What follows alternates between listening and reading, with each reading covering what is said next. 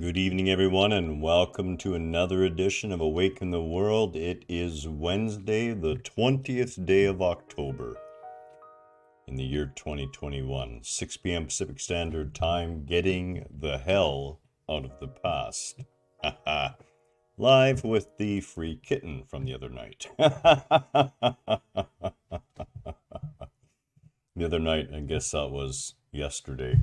You know, the one thing about Armstrong in the wintertime, and I guess we're still in fall, but any time after about the middle of October, is that we're almost in perpetual mist. Literally dawn to dusk. Sometimes you'll get a hint that there's a sun in existence behind there. Every once in a while to break through, but otherwise, we pretty much live in Stephen King's The Mist. or that was John Carpenter. It was Stephen King had The Fog. Either way. Yeah, and it's a little surreal, and you have to be careful. You have to make sure you're getting enough high K sunlight bulb exposure this time of year. Helps keep the vitamin D going, which is good for immune system, and it also helps with the mood, and that's always a good thing. So, what are we going to talk about tonight? Well, we're going to talk a little different point of view on this, maybe. We're going to do it based on some quotes from some well-known people throughout history, and take a look at why we really have to get the hell out of the past. And I mean that two ways. Both to get the hell out of the past is to just get out of the past, and two, to understand the hell that the past represents right here, right now, if you're not looking at it in a way that's supportive of the truth of your existence. So, before we begin, as always, let me express my love for each and every one of you. Whatever's going on right now, you're exactly in the right place. Everything is actually quite perfect right now. And if you see the kitties going a little crazy around the large cat condo, whatever you want to call that monstrosity that they love by the window there, I sprayed some organic catnip on it a while ago, so it's always fun. Sooner or later they'll catch on it's there, and the fun will begin. So I am feeling a real tickle in my nose, so I'm sure I'm gonna sneeze, and just like Calvin and Hobbes, I'm likely to blow my own head off. It will come back together magically in the next frame, so don't worry about that. So we talked about fear, and really there's two really nasty things in our existence that keep us that keep us that keepeth us that keep us from the full joy of the present moment, okay? And that of course is fear, and the other one is guilt. Now, fear and guilt are never right now. They're always in the past or in the future. And we're going to be focusing on the guilt and fear in the past and understanding a little more about the past. So, and I posted this as a separate quote just a few minutes before the video began. But just as a snake sheds its skin, we must shed our past over and over again. And that, of course, was Gautama Buddha. Now, what does it mean to shed your past over and over and over again? Well, in my life, I found letting go of the past, and shedding it is another term for it, the same way a snake would shed its skin, or a turtle would shed its skin, or its shell as it's growing. What we're really talking about is that letting go. And as long as you are holding on to a viewpoint of the past that is not in alignment with the truth of who you are, it's going to be next to impossible to let it go, because there's always going to be this but. And boy, is Kelly famous for that one. And it's okay. It's totally understandable. When you're choosing not to view the past in alignment with your higher self, in alignment with the truth of your existence, you're going to never, ever, ever be able to let it go. You will always hold on to it. So in my own life, I found that rather than trying to shed the past over and over again, was simply to have a better understanding of the past. An understanding of what the purpose of the past was. To go back and revisit those moments that I had judged to be so horrible and such a problem or something done against me, and to really be able to look at them through the eyes of a higher level of consciousness where I am now as opposed to where I was then. And in that, it was very easy to see how that which I was so incensed over and kept dragging into the present moment was actually a gift in so many ways. And that there was no reason to cling or hold on to any of it. That what it amounted to is all the evidence I needed that I was being infinitely cared for in the ways that were necessary for my development. And I can see no wrong in any of that. And because of that, the past isn't something I need to shed. The past naturally sheds itself. But until that point, it is necessary, as Buddha says, in every minute, to shed your past over and over and over again. So when those things come up again, you have to immediately, in this present moment, let them go yet again. And this letting go must occur over and over and over again. Through forgiveness, which essentially means recognizing the insubstantiality of the past and allowing the present moment to be as it is, the miracle of transformation happens not only within, but also without. That was Eckhart Tolle from The Power of Now. And I personally have no belief in forgiveness. I really don't. And before anyone gets too upset, I just want to be crystal clear about that. The idea that someone has done something against me is a fallacy to start with. And that may be hard to swallow, but that's another big issue about the past. You see, we're actually convinced that things have been done against us. But that's not actually the case when we look at it a little more deeply. But when we look at it with more mature, more open spiritual eyes, more consciously aware eyes, what do we really see? We see that it wasn't personal at all. But that if you would have not been the one there and there would have been someone else in that exact same situation, living that exact same set of circumstances, it would have occurred to them, not to you. Why?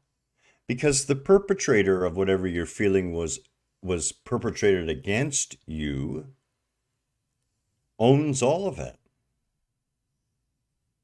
It's their egoic consciousness and their viewpoint coming out of that egoic consciousness. You own neither one of those. But as Eckhart says, if you can't go that far with it, you can come back down to the level where you understand that the reason you're forgiving is that it's over. The past is done. It's water under the bridge. Now, what's the interesting thing about water is it keeps flowing past. It doesn't keep going back under the bridge again and again and again and again. So if we say we've let go of something, yet we find ourselves bringing it up repeatedly, whether it's once, twice, three times a week, month, or year, clearly we're recycling that water under the bridge and we really haven't released the past. And that's an indication that there's something wrong with our viewpoint. Wayne Dyer says your life is like a play with several acts. And when we're talking about this with the past, we're really talking about the actors within our past. Some of the characters who enter have short roles to play, i.e., they're only here for a short period of time. Others, much longer. But all are necessary. Otherwise, they wouldn't be in the play. Embrace them all and move on to the next act. And that embracing them doesn't mean we have to go back to a person who's caused us physical harm or was abusive in ways, and wrap our arms around them. But what we need to do is we need to embrace the experience as being a necessary part of our journey. And to be able to see all the ways that we have grown through those experiences. This is the gift that the past can offer.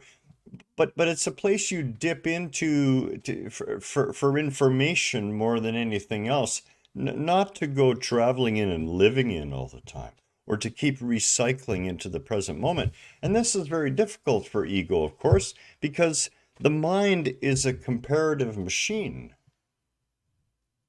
Every single thing that it perceives in front of it, it immediately looks for the most recent comparative experience, comparative, if it's a TV, here's maybe the easiest example ever.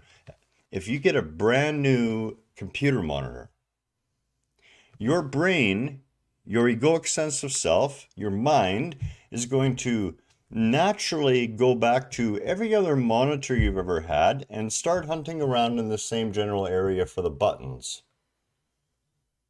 Why? Because it's been here before, right? It's turned those buttons on before, maybe on a different monitor, maybe in a different spot, but it's turned on those buttons and it goes looking for them.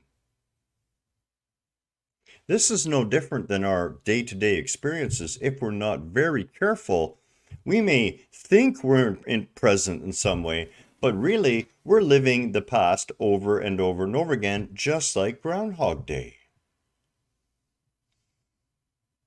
And the reason that is so is that every time something happens right now that resembles what we would say is a trigger point in our past that we haven't come to understand with the right sense in view of who we are, and we immediately are dragging that past experience and overlaying it on the present moment and behaving, repeating, reacting exactly as we did before.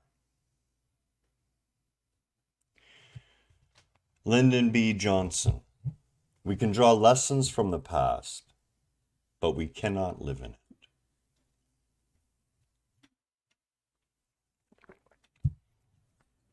As I said, the past offers us a gift that is very useful, and that gift is, if you've had to flee from a bear once, you're going to take steps the next time you spy a bear in the distance to avoid that sort of situation again. That's a great use of a past experience. But if you see that bear, if you're going to start creating all sorts of stories about how that bear picked on you and how you didn't deserve that happened and now you want to go hunt and kill that bear, you're bringing all of that past into the present moment, and you're putting your body, your whole physiological system, which includes your nervous system as well, through the experience again. Because the body doesn't differentiate between the present and the past in terms of if your mind is radiating the past out in the present moment, the body assumes it's happening right now. And we cause ourselves all sorts of grief and concern. And of course, since it's near Halloween, in the process, we're so busy thinking about how to handle this that the bear walks up and decides to chew on us really good this time.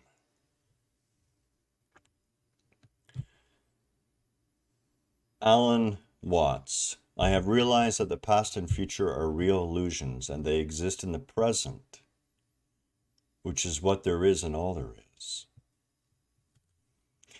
And indeed, the idea that there is a past is an illusion, but we cannot deny that we've had past tense experiences. You know, I had a tricycle. Did I have a tricycle, the I that I am today? No. But part of the I that I am, an I from a different time, but not a different time, did have a tricycle. So as far as our egoic sense of self, we can't throw past and future totally away. We still need to use them as some form of sane reference point in the linear passage of time that we have to engage in order to use the mind. When you're totally present in the moment, the egoic sense of self isn't there anymore. You're in a place of no time and no space. Your past history and all of your hurts are no longer here in your physical reality. Don't allow them to be here in your mind now, muddying around your present moments. Wayne Dyer. Same sort of idea. You know, if we believe that we have been hurt by another and that it was personal, you know, and I'm not talking about avoiding someone because they broke your arm. I am talking about the idea that that their breaking of your arm was something personal, that there was something that you did to deserve that, or something wrong with you or not right with you. Or the idea that God or creation would ever hate you or not love you or seek to punish you in some way. Those are the lies that ego tells itself to maintain its identity, and it derives so much of its sense of self, with a little s, from the past. You know, Kelly is a wonderful example to have in the course of doing these videos. She really is, because she can spend so much of her day living in the past. And I find myself constantly throwing out an anchor to her and dragging her back onto the present moment ship.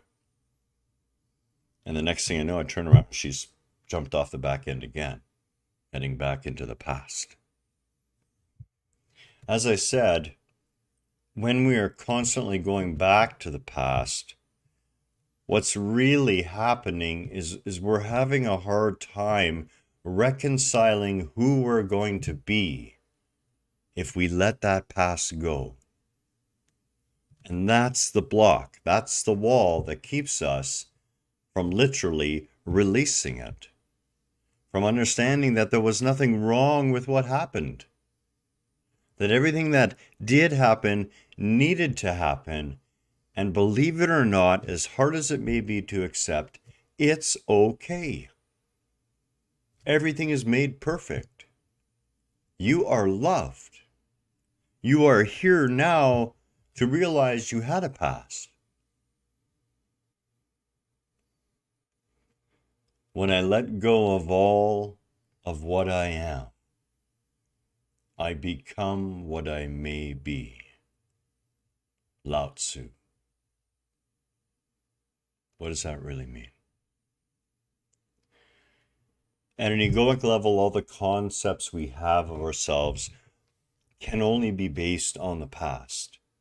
They're not even present moment, because if they were present moment, the ego would have shut its mouth and there'd be nothing happening. So the whole idea of who you are is literally old news already.